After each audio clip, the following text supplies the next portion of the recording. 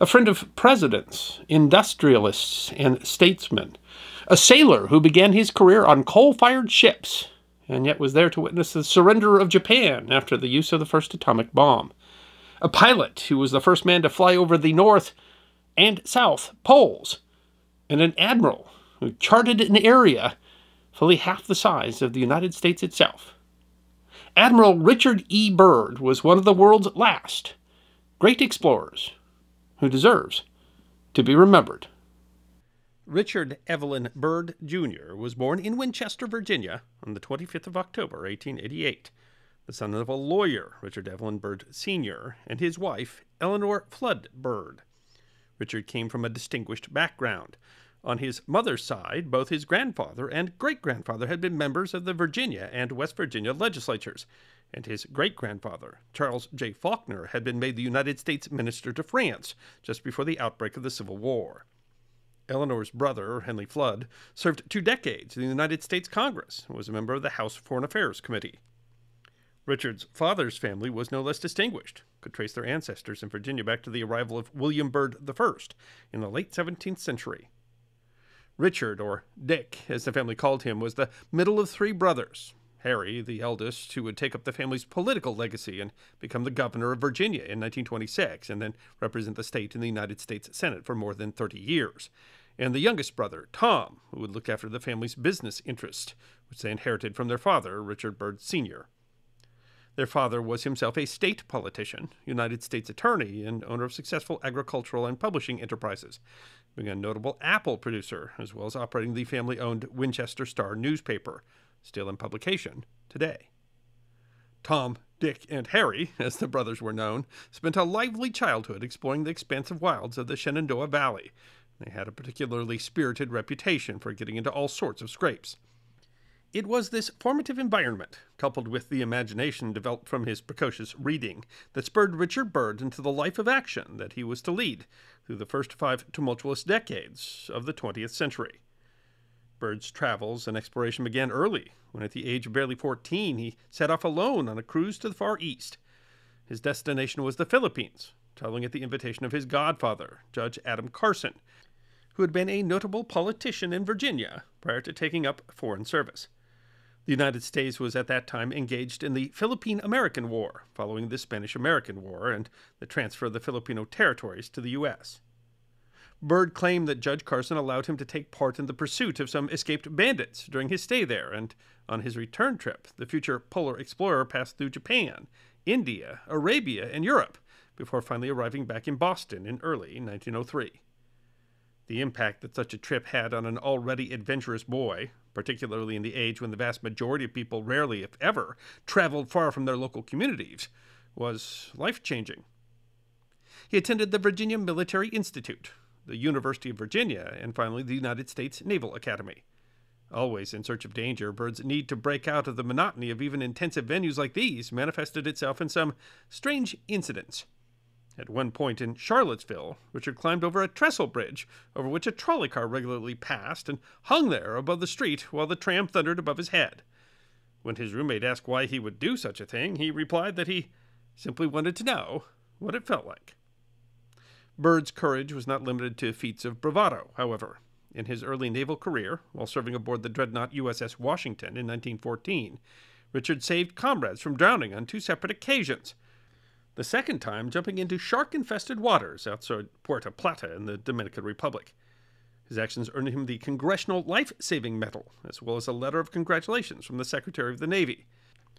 While this praise from high office was gratifying, with his own familial background, Byrd was already on his way to cultivating friendships and political acquaintances that would be vital in funding and granting permission for his later career as an explorer. Much of his networking came from the support of his wife, Marie, whom he married in January 1915.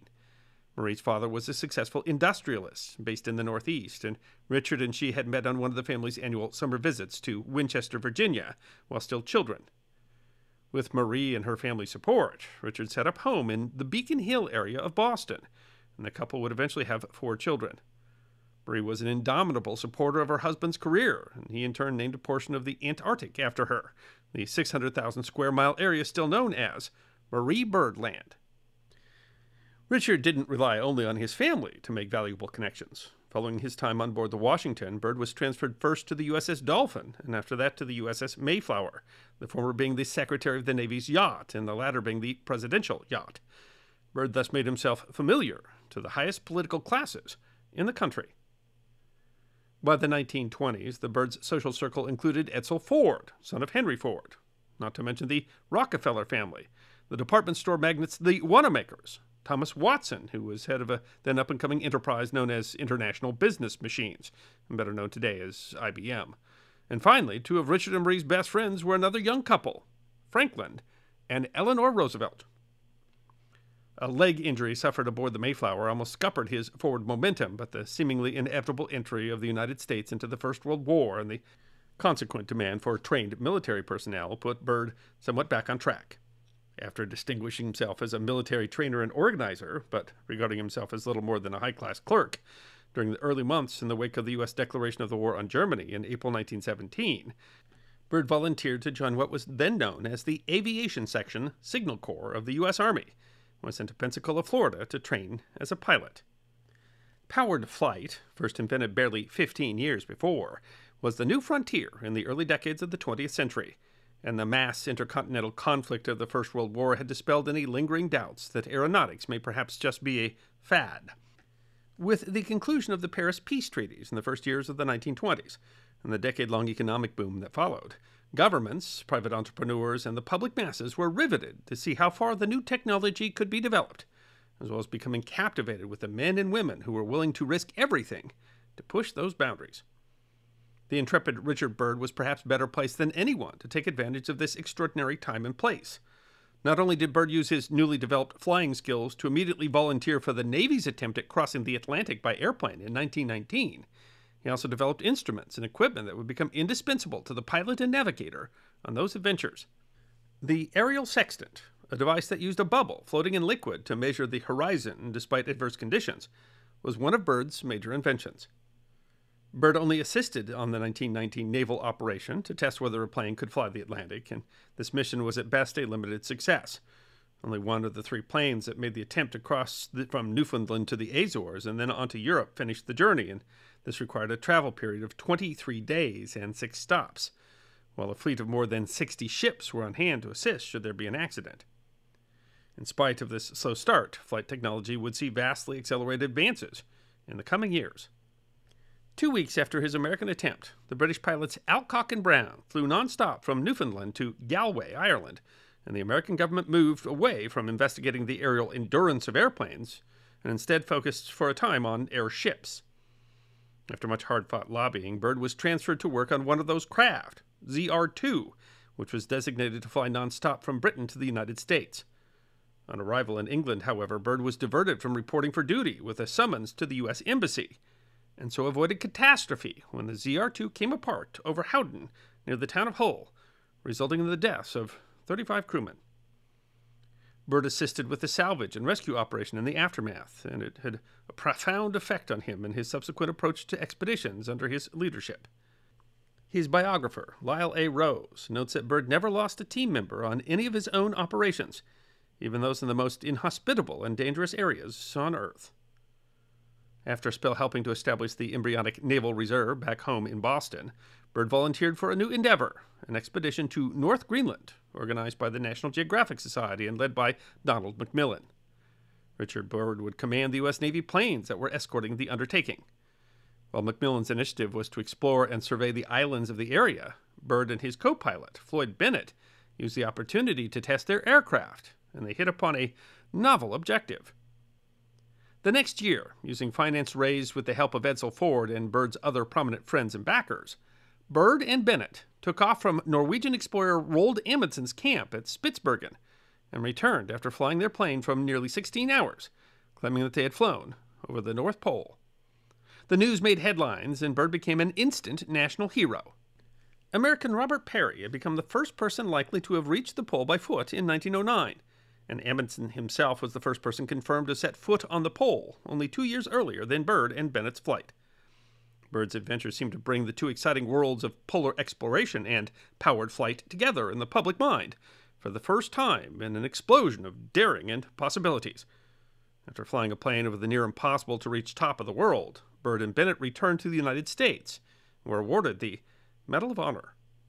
Byrd became a celebrity, comparable in some ways to the fame that Charles Lindbergh would earn when he made the first solo flight over the Atlantic a year later. In the wake of the North Pole record, Byrd led his own team to attempt the nonstop flight before Lindbergh, but a crash during takeoff on a practice flight, critically injuring co-pilot Floyd Bennett, meant that he made his own crossing of the Atlantic a couple of weeks after Lucky Lindy garnered the prize. Byrd did not let this setback deter him. Unlike Lindbergh, who largely abandoned record-setting and adventure immediately after his historic Atlantic journey, Byrd was set to attain even greater triumphs. In 1928, he led his own expedition to the Antarctic, and after a year of exploration and surveys on a number of different air and land vehicles, he, a co-pilot, navigator, and a photographer, became the first people to fly over the South Pole. The journey took 18 hours, and news of the mission's success was immediately relayed back to the United States. Byrd had brought a reporter from the New York Times who filed daily dispatches, so publicity for the journey, a single plane flying hundreds of miles over frozen waste ground with no support or hope of rescue in case of disaster, was at a peak. And we are eager to express our thanks to the American public for having made possible our success.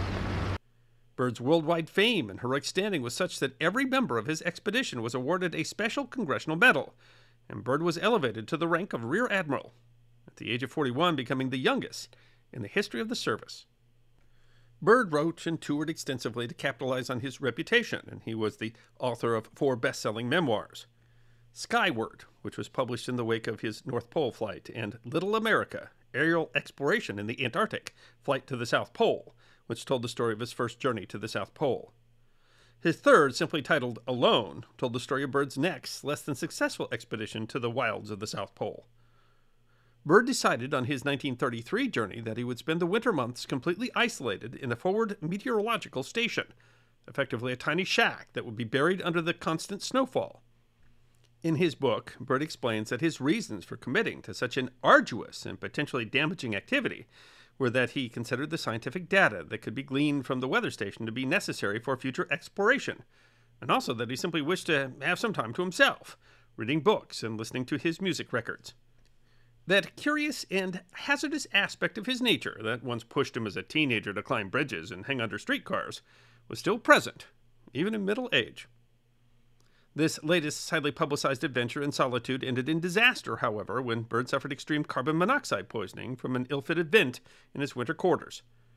With his crew back at their Little America base and unable to reach him due to the adverse conditions, Byrd had to try and struggle through the terrible effects of the poisoning, his life being reliant on the very generator that was slowly killing him.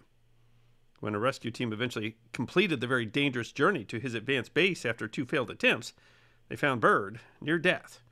Even though Byrd's condition had been evident since at least the beginning of June, it was not until August that the rescue team managed to reach him, and even then it took another 2 months to revive Byrd to a state in which he could be fit to travel back to the main Antarctic base.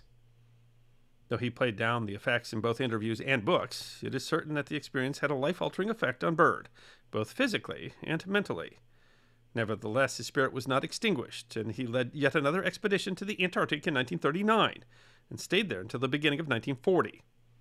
The actual expedition itself carried on until the early months of 1941 without him, indicating that Byrd's earlier work had gone some way to establishing a permanent American presence on the still almost uncharted continent.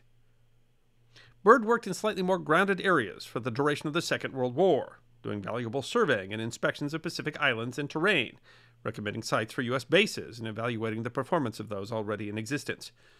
There had already been some who questioned the wisdom of a government funding for Byrd's 1930s expeditions to the Antarctic, particularly due to the failure of expensive experimental equipment like a giant 75,000-pound Antarctic snow cruiser in 1939, being constructed at a cost of at least $150,000, a very large sum in the days when the median house price was a little under $3,000.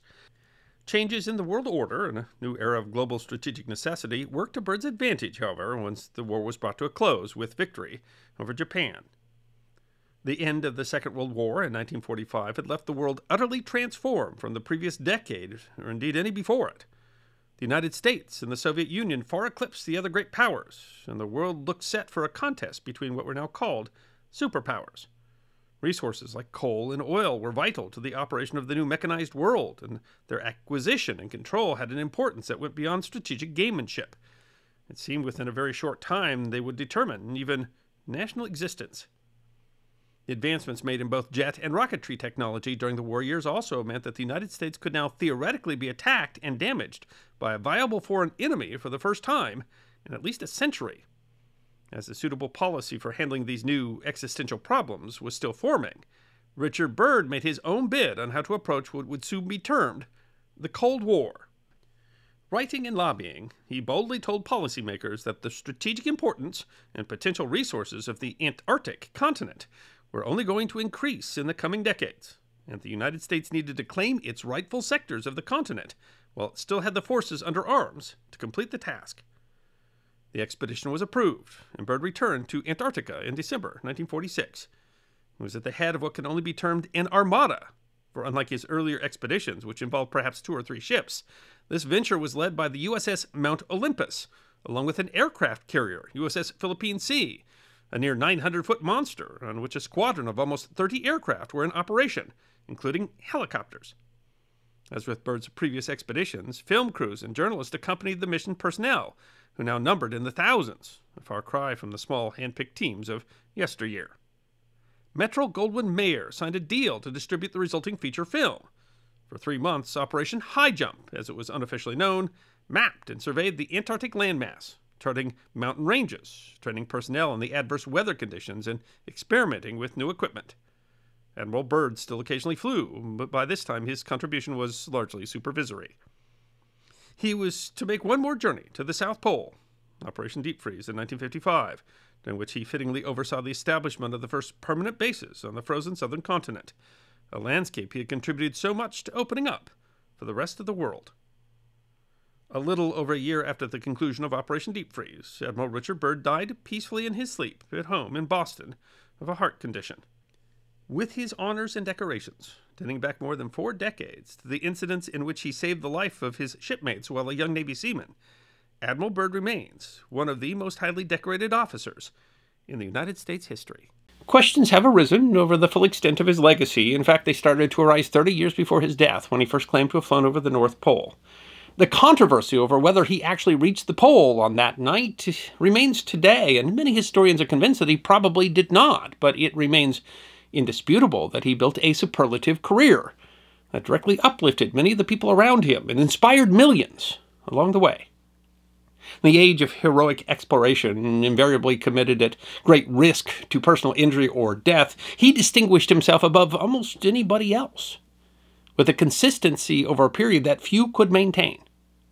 He remained a figure of national importance from the end of the First World War into the atomic age. I hope you enjoyed watching this episode of The History Guy, and if you did, please feel free to like and subscribe and share The History Guy with your friends. And if you also believe that history deserves to be remembered, then you can support The History Guy as a member on YouTube, a supporter on our community at Locals, or as a patron on Patreon. You can also check out our great merchandise shop or book a special message from The History Guy on Cameo.